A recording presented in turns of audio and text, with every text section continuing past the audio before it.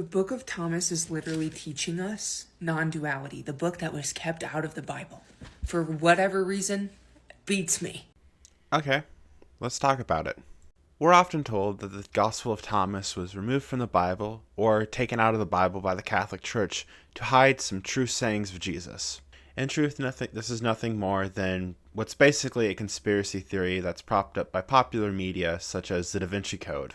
You mean the work of historical fiction took creative liberties to tell a cool story and got things wrong? Yes. So first, let's clarify a few things. First off, the Gospel of Thomas was never accepted by any canon, anytime, anywhere, by any true Orthodox Christians. And by Orthodox, I mean the lowercase sense of the word, the right-believing Christians, not the capital Orthodox, which is the Orthodox Church. Second, the Gospel of Thomas is, by most scholars, dated to 135 to about 200 AD, which puts it really late to be anything connected to Jesus. To kind of put this into perspective, the crucifixion of Jesus most likely happened in about 35 AD.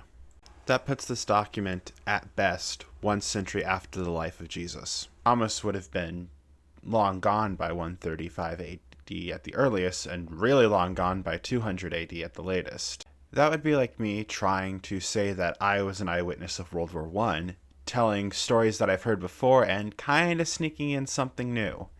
I would get very quickly called out on that. And Thomas is actually one of the closer Gnostic Gospels. As a little bit of a side note, we also don't have as many fragments of the Gospel of Thomas.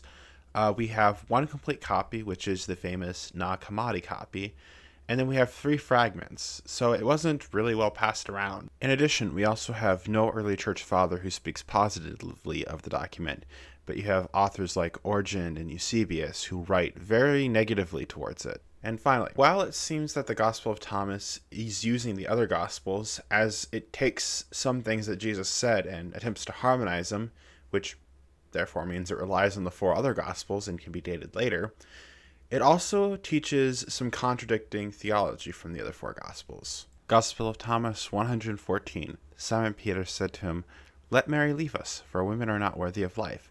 Jesus said, "I myself shall lead her in order to make her male, so that she too may become a living spirit resembling you males.